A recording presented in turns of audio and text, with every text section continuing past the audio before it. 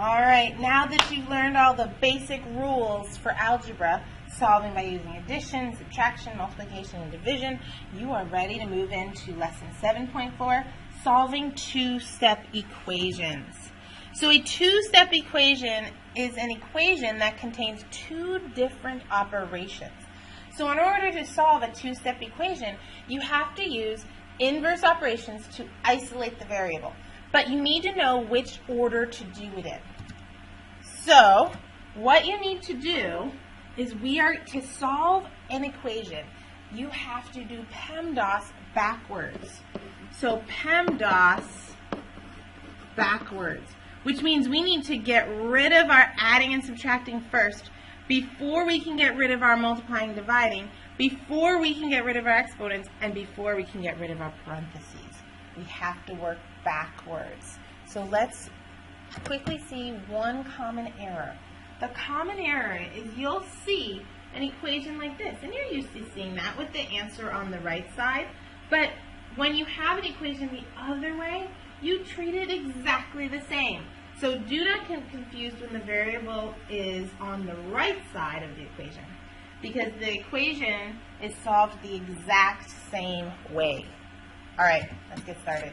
Here we go. We have solve 2x minus 5 equals 13. Since we're doing Pemdas backwards, we have to get rid of our subtraction first. And the way we get rid of that is by doing our inverse operation. So we have to add 5 to both sides. We have to undo that subtraction. Once you do that, now when you do that addition, you end up with 2x equals 18. Now the last thing you have to do is just get rid of that 2. How is it attached to that variable? It's attached, let me cancel that. It's attached by multiplication, so we have to divide by 2. Once we divide by 2, we get x equals 9. And that's your answer, x equals 9. See how easy that was? Let's do another example.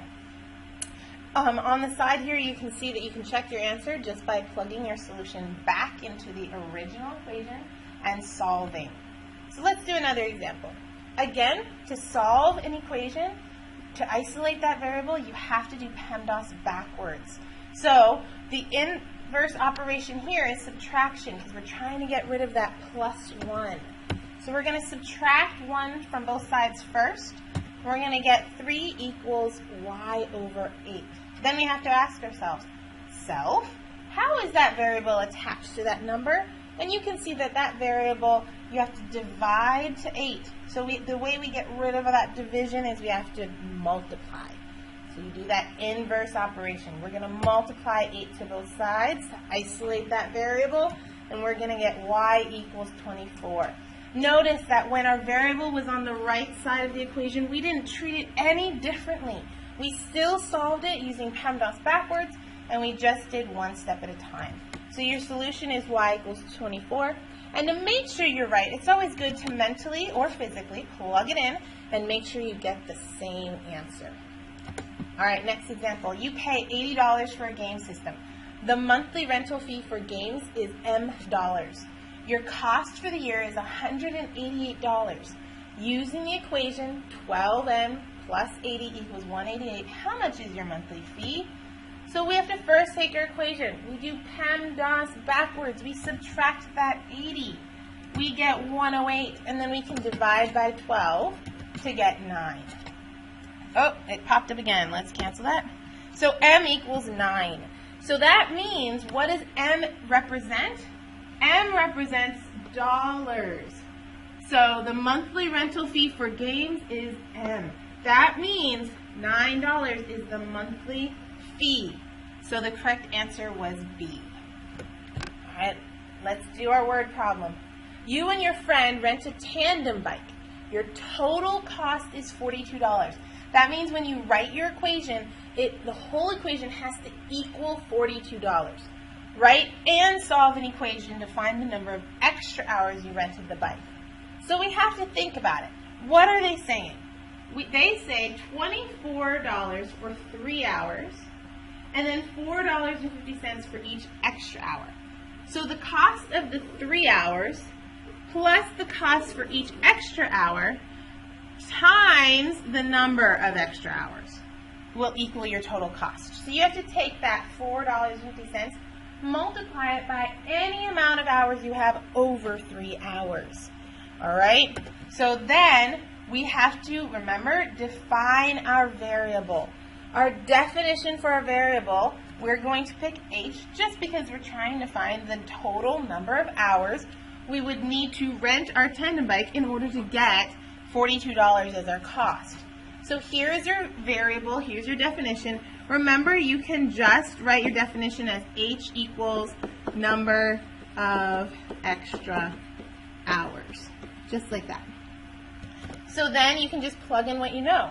It's $24 for the first 3 hours, and then it's $4.50 for each additional hour. Remember, each is multiply, and so we're going to multiply it by H.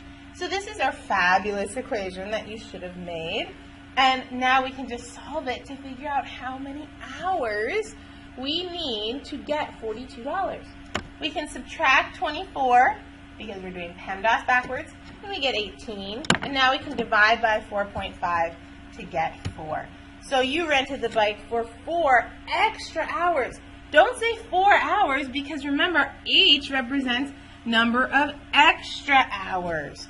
So you rented the bike for 4 extra hours. If they asked you for the total amount of hours, you would then have to add it to the 3 hours, and they rented the bike for a total of 7 hours. That's quite a bike ride, 7-hour bike ride. That's pretty intense.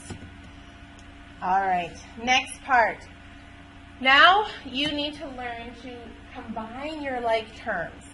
A like term is when something has the exact same variable. So 5x and 2x are like terms because they both have 1x. 16 and 2 are like terms because they both don't have an x.